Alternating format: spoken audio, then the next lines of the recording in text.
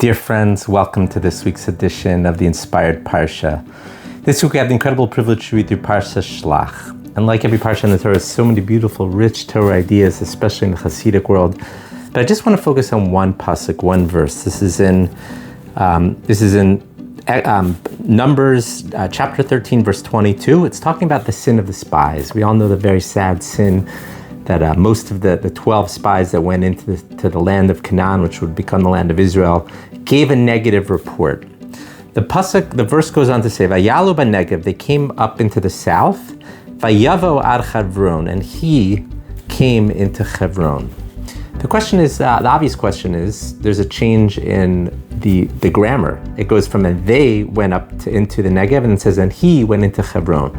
So Rashi and a lot of the commentators deal that. It says, what does it mean when they went and then he went? It's talking about Kalev. Kalev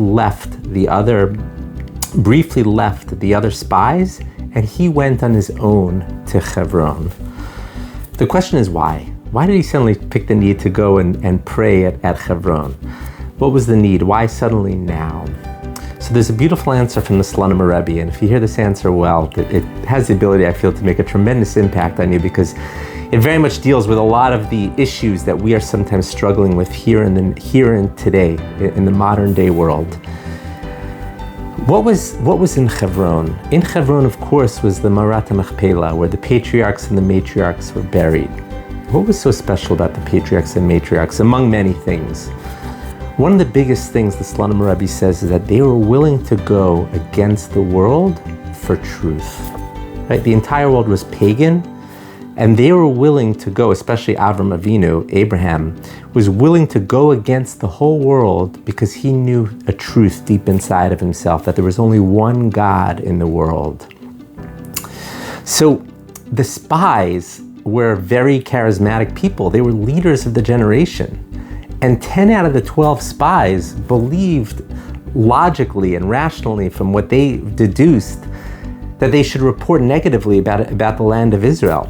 And to go against these great 10 leaders, the majority of the people, 10 out of 12 of them, would have been really difficult. So what did Kalev do? He went to pray at the graves of Abraham, Yitzchak, Yaakov, Sarah, Rivka, and Leah.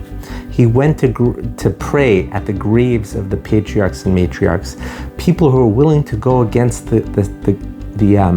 go against the grain, go against the rest of the world, because they knew something was true and something was real.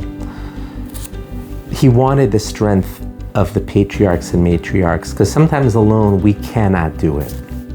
We need to turn to others who also had that same struggle and were able to go against the world, to be able to fight for truth.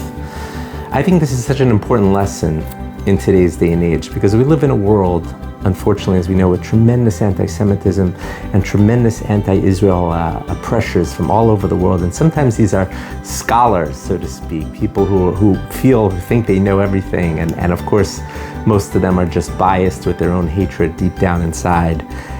And they have so much of the world convinced that Israel is this big evil enemy. You know, that Israel, of course, we know is condemned more often than any other country in the UN by far, because we're such a tiny little country, and there's so many other Arab countries and other countries in the world that are so much bigger and so much more influential. This tiny little Israel, there's only 18 million Jews in the whole world, the tiny little Israel, smaller than the size of New Jersey. And it's so often we're faced with these struggles, you know, because it's hard to go against the grain of go against what the rest of the world is saying. But if we know something is true, we have the ability to fight it. We were given that strength by our forefathers, by Abraham, Yitzchak, and Yaakov, to fight for truth, even if it means going against the world. And we need to speak up. We need to speak up loudly and proudly what we know to be true, no matter how many people in the world, no matter how popular it is to go against Israel. We know we have to fight for the truth. I want to wish everyone a bracha, a blessing. Fight for the truth. Be willing to speak out and say that truth, no matter how difficult it might be, no matter how unpopular it might be, because we know the truth. I want to wish everyone here a wonderful Shabbos Kodesh. Thank you so much for listening.